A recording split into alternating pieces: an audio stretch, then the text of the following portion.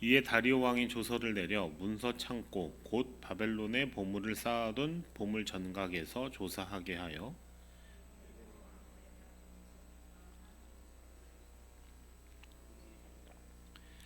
고레스 왕 원년에 조서를 내려 이르기를 예루살렘에 있는 하나님의 성전에 대하여 이르노니 이 성전 곧 제사 드리는 처소를 건축하되 지대를 견고히 쌓고 그 성전의 높이는 60 규빗으로 너비도 60 규빗으로 하고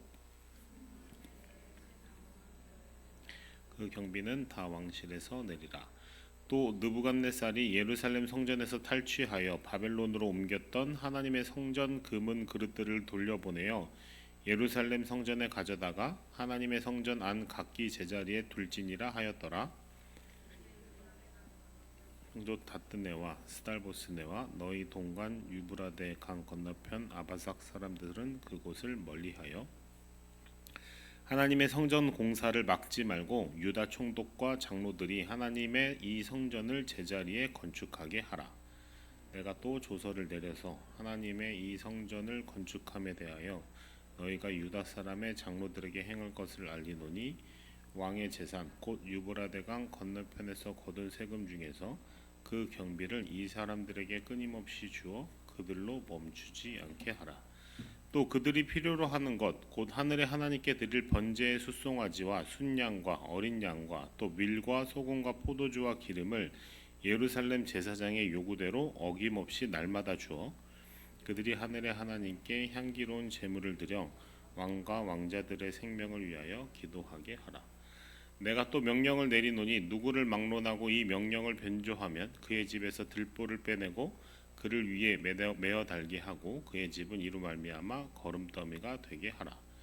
만일 왕들이나 백성이 이 명령을 변조하고 손을 들어 예루살렘 하나님의 성전을 헐진대 그곳에 이름을 두신 하나님이 그들을 멸하시기를 원하노라. 나 다리오가 조서를 내렸노니 신속히 행할지어다 하였더라. 아멘.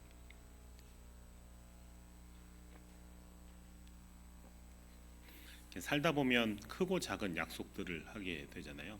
특히나 뭐 자녀와의 약속들도 자주 하게 되는 편인데 했던 약속들을 얼마나 잘 기억하고 계시는 편이신가요? 예를 들면 뭐 나와의 약속도 있을 수 있겠죠. 가장 대표적인 것이 늘 새해가 되면 이제 다짐을 하게 되기도 하는데 그런 계획들은 어떻게 진행이 잘 되고 계신가요? 또 올해는 특히 이제 벌써 11월인데 올해 세웠던 계획은 어떻게 진행이 되셨는지 아니면 3년 전쯤 하나님께 드렸던 간절한 기도 제목을 아직 기억하고 계십니까? 인간은 망각의 동물이다라는 말도 있듯이 우리는 잊어버리는 존재들입니다. 시간이 지나면 약속도 흐려지고 기다림이 길어지면 믿음도 무뎌지죠. 그리고 결국 이렇게 중얼거릴 때도 있습니다. 하나님도 나를 잊으신 게 아닐까? 하나님도 나한테 말씀하셨던 약속하셨던 그 응답을 잊으신 건 아닐까? 이렇게 말이죠. 이 오늘 본문은 약 20년이라는 긴 지연 끝에 일어난 놀라운 반전의 이야기입니다. BC 538년 페르시아의 고레스 왕은 역사적인 칙령을 내렸습니다. 바벨론 포로로 끌려갔던 유다 백성이 고향 예루살렘으로 돌아가서 성전을 재건할 수 있도록 허락했던 것이죠. 물론 이 고레스 칙령은 그러니까 이스라엘 민족에 대해서만 자기 고향 땅으로 돌아갈 수 있도록 했던 조치는 아니었어요. 그 전에 제국의 그 악정을 반면교사 삼아서 바사 제국은 자기가 정복하고 다스렸던 그리고 그래서 이제 바사 제국으로 이렇게 다 끌려왔던 모든 이방 민족들에게 관용 정책을 펼친 거거든요. 그래서 다 각자 그러니까 유대인뿐만 아니라 다른 정복민 지역의 사람들도 각자 자기 나라로 돌아갈 수 있도록 허락했던 전 제국적인 그런 명령이었던 것이죠. 근데 바벨론 포로로 끌려갔던 유다 백성이 고향 예루살렘으로 돌아가서 성전을 재건할 수 있도록 허락을 받았는데 이것은 제가 말씀드렸듯이 단순히 그냥 정치적인 결정뿐만은 아니었어요. 선지자 이사야와 예레미야를 통해서 약속하신 하나님의 약속이 이 고레스 왕을 통해서 실현됐던 것이죠. 그렇게 이제 첫 번째 귀환자들, 이제 1차 귀환자라고 하는데 이 1차 귀환자들이 있었던 예루살렘으로 돌아온 이후에 그들이 마주한 현실은 기대와는 사뭇 달랐습니다. 그 주변 민족들의 방해가 또 강하게 있었고 공동체 내부에서는 두려움과 무기력이 만연해 있었죠. 성전 재건이라는 최우선 과제는 시작조차 못한 채 20년이라는 시간이 그냥 지나가고 있는 시점입니다. 그래서 BC 520년, 그러니까 거의 약 20년 가까이 됐을 때 이에 이르러서야 선지자 학개와 스가랴의 권면으로 다시 공사를 시작했지만 그 사이 고레스의 칙령은 제국의 문서 창고 깊이 묻혀버렸고 사람들의 기억에서도 점점 희미해져 가고 있는 중이었어요. 그래서 오늘 본문 이전에 보면 이제 다뜨네와 스달보스네라는 이름도 어려운 사람들이 나오는데 그 사람들이 이제 제국의 지방 관리 같은 사람들인데 이 사람들이 계속 예루살렘의 성전을 재건하는 것을 방해하고 그래서 그 제국의 이제 왕에게 다리오 왕에게 상소를 올려서 얘네 지금 이상한 짓 하는 것 같은데 이거 어떻게 된 건지 좀 봐주십시오. 얘네를 멈춰야 됩니다. 뭐 이런 이제 내용의 상소를 올렸던 것이죠. 그리고 나서 이제 오늘 본문이 나오는 건데 그런 과정에서 이제 바사 제국의 왕은 이 고레스에서 캄비세스로 그다음에 또 다리오로 이렇게 바뀌었죠. 지금 오늘 본문에 나오는 왕은 이제 고레스 칙령 이후에 캄비세스 이후에 다리오 이렇게 그러니까 시간이 한참 지난 후에 나오는 왕입니다. 이렇게 권력의 중심이 바뀌면서 고레스 때에 했던 약속, 그 고레스 칙령에 나와 있는 그 약속들, 각자 모든 민족들이 자기 지방으로 돌아가라. 특별히 이제 유대인들에 대해서는 예루살렘에 돌아가서 성전을 건축해라라고 했던 그 약속이 점점 기억에서 잊혀지는 중이었어요. 그러니까 막 그 유대인들을 방해했던 그 지방 관리들도 그렇게 상소를 올리고 했던 것이겠죠. 그럼 이제 유대인들의 마음속에는 이렇게 생각할 수 있을 것 같아요. 이제 끝났다. 고레스의 칙령은 옛날 문서일 뿐이야라는 이제 절망이 점점 자리 잡아 가고 있던 그런 시기였다고 볼 수 있을 것 같아요. 하지만 하나님 달랐죠. 권력의 교체와 세월의 망각 속에서도 하나님의 언약은 무뎌지지 않고 어떠한 반전이 일어나는지 이 에스라 6장이 보여주고 있는 것입니다. 사람은 잊어도 하나님은 기억하신다. 그리고 그 기억이 역사를 움직인다라고 여전히 우리에게 말해주고 있는 것이죠. 본문 1절을 한번 보도록 하겠습니다. 이에 다리오 왕이 조서를 내려 문서 창고 곧 바벨론의 보물을 쌓아둔 보물 정각에서 조사하게 하여 새로운 왕 다리오가 조사를 명령하는데 이 놀라운 일이 일어나죠. 제 2절 3절을 쉬운 성경 번역으로 읽어봐 드릴게요. 메데 지방의 수도인 앙메다 성에서 한 두루마리가 발견되었습니다. 거기에는 이런 내용이 적혀 있었습니다. 고레스 왕께서 왕이 되신 첫 해에 예루살렘에 있는 하나님의 성전에 관해 명령을 내리셨다. 그 명령은 다음과 같다. 성전을 다시 짓도록 하여라. 그 성전은 제물을 바칠 곳이다. 그 기초를 놓도록 하여라. 성전 높이가 60규빗, 너비도 60규빗이 되어야 한다. 20년 동안 묻혀있던 기록이 세상 밖으로 드디어 나오게 된 것이죠. 그것도 바벨론이 아니라 메데 지방, 앙메다 지방에서 발견되었습니다. 이 메데 지방이라는 그 지역이 있거든요. 지금의 이제 이란 쪽에 해당하는데 그 지역의 앙메다라는 도시, 그 지방의 이제 수도 같은 도시에서 이렇게 발견됐다 이런 뜻이에요. 하나님은 사람들이 잊어버린 그 약속을 정확한 시점에 발견하게 하신 것이죠. 이 더 놀라운 것은 이 칙령의 구체성인데요. 4절과 5절을 같이 한번 읽어보도록 하겠습니다. 시작. 큰 돌 3켜에 새 나무 1켜를 놓으라. 그 비용은 왕실에서 내니라.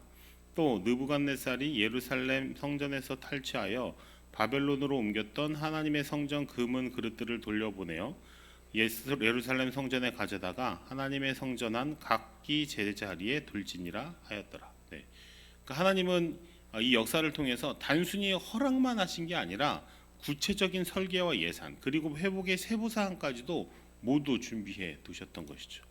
이러한 일들은 세상의 눈으로 보면 우연이다. 야 정말 행운이다. 이제 이렇게 이야기할 수 있겠지만 믿는 사람들은 이러한 일들을 볼 때 하나님의 성취이자 응답이자 성리이다라고 이렇게 고백할 수 있겠죠. 우리는 현대 사회의 속도와 이 성과 문화 속에서 소위 성과의 우상을 섬기기 쉽습니다. 그렇게 우리의 생각과 마음이 사로잡히기 쉬워요. 무슨 말이냐면 이 즉각적인 결과만을 신뢰하고 눈에 보이는 것만 가치 있다고 여기게 되는 것이죠. 예를 들면 뭐 한 1년 안에 열심히 했던 일들이 성과가 나지 않으면 실패라고 판단하게 되거나 뭐 한 3년 동안 변화가 없으면 하나님도 멈추셨다 이렇게 단정할 수 있게 된다는 것이죠. 보이지 않으면 존재하지 않는다는 것이 이 세속 사회의 신념이자 일종의 신앙이기 때문에 그렇습니다. 어떤 분들이 이렇게 이야기할 수도 있을 것 같아요. 하나님, 저는 3년 동안 기도했습니다. 그런데 아무 응답도 없습니다. 이제 기도하는 것도 지쳐가네요. 이렇게 점점 마음도 무너질 수 있겠죠. 현실의 세계를 살아가는 믿음의 사람들인 우리도 어쩔 수 없이 이 지연이 길어질수록, 기다림의 시간이 길어질수록 우상은 커지고 하나님의 약속은 희미해져 가죠. 아무 응답도 없는 것 같고 아무 변화도 없는 것 같은 그 기도를 10년, 20년, 30년 계속 해 나간다는 건 여간 힘든 일이 아닐 거예요. 이것이 우리의 실존입니다. 하지만 복음은 여전히 우리에게 이렇게 이야기합니다. 하나님은 사람의 기억이 아니라 당신의 기억으로 역사를 이끌어 가신다. 하나님의 기억은 단순히 과거를 떠올리는 것이 아닙니다. 하나님의 기억은 언약적인 기억입니다. 그러니까 무슨 말이냐? 약속을 단지 기억하실 뿐만 아니라 그것을 반드시 이루시기 위해서 역사의 모든 요소들을 섭리 가운데 다시 배치하시는 것이죠. 이 이스라엘 민족들이 겪었던 1차 기후의 약 20년 동안 성전을 다시 재건하기 시작했던 그 20년 기간 동안 그 시간은 어떤 단지 지연된 시간이었을까요? 하나님께는 그것이 준비의 시간이었습니다. 고레스가 죽고 캄비세스가 왕이 되고 다시 물러나고 다리오가 즉위하기까지 하나님 이 모든 과정을 주관하셨던 것이죠. 칙령이 바벨론이 아니라 앙메다에 보관된 것도, 다리오가 조사를 명령한 것도, 정확한 시점에 그 기록이 발견된 것도 모두 하나님의 계획 안에 있었던 것이죠. 하나님이 기억하시면 묻혀있던 기록도 하나님의 때에 역사의 무대로 올라오게 되는 것입니다. 오늘 본문이 우리에게 말하는 게 무엇일까요? 보이지 않는 기간을 불신의 공백이 아니라 하나님을 향한 신뢰를 보이는 시기로 해석할 필요가 있다라는 것입니다. 지금 삶에 막막하고 답답한 영역이 있으실까요? 오랫동안 기도했지만 응답이 없는 것처럼 보이는 일들이 있으신가요? 자녀를 위해서 평생을 기도하고 있는데 여전히 자녀들이 방황하고 있는 것 같으신가요? 배우자나 가족의 믿음을 위해 기도했는데 전혀 변화가 없는 것 같으실까요? 직장에서 믿음으로 살려고 애쓰지만 인정받지 못하고 있습니까? 아니면 교회를 위해서 계속 섬기고 기도하지만 뭔가 결실이 보이지 않는 것 같으실까요? 하나님은 지금도 일하고 계십니다. 단지 우리의 시간표와 다를 순 있겠죠. 우리는 잊었어도 하나님은 기억하고 계십니다. 하나님의 섭리는 이 문서 창고에 보관된 고레스 칙령처럼 당신의 때에 반드시 드러나게 될 것입니다. 이 6절 7절을 보면 더 놀라운 일이 일어나는데요. 같이 한번 읽어보도록 할까요? 6절 7절입니다. 시작. 이제 유브라데강 건너편 총독 다뜨네와 스달보스네와 너희 동관 유브라데강 건너편 아비삭 사람들은 그곳을 멀리하여 하나님의 성전 공사를 막지 말고 유다 총독과 장로들이 하나님의 이 성전을 제자리에 건축하게 하라. 그러니까 단순히 방해하지 말라라는 수준이 아니죠. 그곳을 멀리하라. 적극적으로 비켜서라라는 명령입니다. 더 나아가서 8절은 이렇게 기록되어 있어요. 내가 또 조서를 내려서 하나님의 이 성전을 건축함에 대하여 너희가 유다 사람의 장로들에게 행할 것을 알리노니 왕의 재산 곧 유브라데강 건너편에서 거둔 세금 중에서 그 경비를 이 사람들에게 끊임없이 주어 그들로 멈추지 않게 하라. 무슨 말입니까? 방해하지 말 뿐만 아니라 이 페르시아 제국의 세금으로 성전 건축 비용을 대라 이거예요. 20년 전 고레스 칙령에도 비용은 왕실에서 지급할지니라 라고 했는데 이제 다리오는 그것을 구체적으로 실행하라 라고 명령하고 있는 것입니다. 9절 10절은 더 나아갑니다. 공사비뿐만 아니라 성전의 제사 제물까지 숫송아지, 순양, 어린 양, 밀, 소금, 포도주, 기름 등을 날마다 공급하라는 거예요. 무엇으로? 제국에서 거두어들인 재산으로. 그 목적이 무엇인가요? 하늘의 하나님께 향기로운 제물을 드려서 왕과 왕자들의 생명을 위하여 기도하게 하라입니다. 이게 다리오 왕의 명령이죠. 단순한 종교적 관용에 그치는 것이 아니었어요. 다리오는 유다 백성의 하나님 여호와 하나님이 실제로 역사를 주관하신 분이심을 어느 정도 인지하고 있었던 것 같습니다. 그래서 그들의 기도가 제국의 안정과 번영에 기여할 수 있다라고 믿었던 것이죠. 강서쪽 총독 다뜨네와 그 동료들은 에스라 5장에서 성전 건축을 방해하려 했던 사람들인데 그들은 왕에게 보고해서 이 성전 건축을 중단시키고자 이렇게 보고를 했었는데 지금 그들은 어떻게 됐나요? 오히려 공사비와 제사비를 내는 공급자가 되었습니다. 성전 재건을 방해하려고 했던 사람들이 오히려 성전 재건을 위한 모든 물자를 자신의 책임과 권한으로 제공하는 사람이 되어 있었죠. 하나님의 섭리로 방해자가 후원자로 바뀌게 된 것이죠. 말씀을 맺겠습니다. 우리는 약속이 지연될 때 두 가지 유혹에 빠집니다. 기도의 응답이 되지 않는다고 느껴질 때 드는 생각들이죠. 하나는 조급함입니다. 하나님, 빨리 결과를 내야 됩니다. 이 일이 빨리 이루어져야 됩니다. 라면서 하나님을 재촉하게 되죠. 다른 반대는 무기력입니다. 어차피 안 돼. 하나님도 이거는 들어주지 않으시나 봐. 라면서 손과 마음을 놓아버리게 되죠. 둘 다 아까 말씀드렸듯 성과의 우상에서 나타납니다. 성과가 있어야 눈에 보이는 결과가 바로바로 내가 원하는 때에 있어야 기도가 응답되었다라고 여기게 되는 것이죠. 하지만 복음은 다르게 말합니다. 지금의 아무것도 일어나지 않는 것 같은 상황보다 이미 보장된 언약을 더 크게 보게 합니다. 하나님은 약속을 기억하시고 반드시 이루시는 분이신 줄 믿으시기 바랍니다. 결과를 조급할 필요도 과정을 포기할 필요도 없습니다. 오늘 맡겨진 우리의 책임을 신실하게 감당하면 되는 것이죠. 기도와 순종으로 약속을 붙드는 하루하루들이 하나님의 섭리와 만날 때 기쁨의 열매를 거두게 될 것입니다. 또 하나님은 우리를 조급하게 만드시지 않으세요. 하나님의 역사는 성령의 역사는 우리를 분주하거나 두려워하거나 조급하게 하는 언제나 조급해지는 것은 우리의 이 욕심과 욕망의 추동입니다. 이거 빨리 해야 될 것 같은데 당장 저걸 사야 될 것 같은데 이런 마음들이 드는 거죠. 하나님은 우리를 올바른 방향으로 인도하실 때 올바른 방향으로 올바른 때에 인도하시는 것이죠. 그리고 그 방향으로 꾸준히 걸어갈 때 결국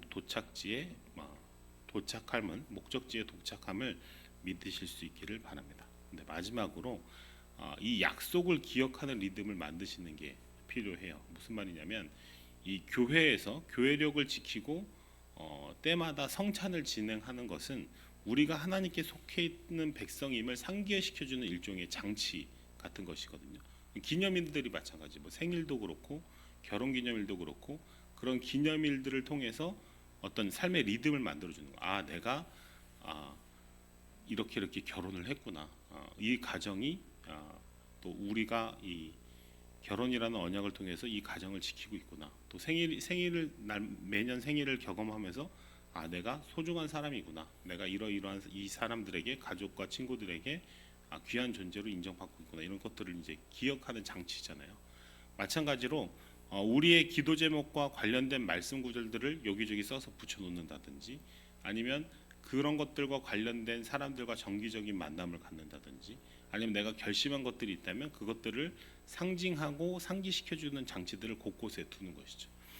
그런 이 기억의 리듬이 왜 중요하냐? 이 언약과 존재를 기억하는 것은 이 흔들리는 일상에 뿌리를 내려주기 때문입니다. 매일 망각의 유혹과 싸우는 우리가 아침에 일어나면 어제의 은혜를 잊어버리죠. 직장에 가면 하나님의 임재를 잊어버립니다. 어려움을 만나면 하나님의 신실하심을 잃어버리는 우리이기 때문이죠. 그런데 그 기억을 다시 되살려주는 그러한 하나하나의 장치들, 그것이 다시 우리를 언약과 믿음의 뿌리를 내릴 수 있게 해줄 수 있기 때문입니다. 그럼에도 우리는 잊을지라도 하나님은 약속을 기억하고 계십니다. 그 신실하심을 바라보고 작은 순종을 이어가시는 오늘이 되시기를 축복합니다. 기도하시겠습니다.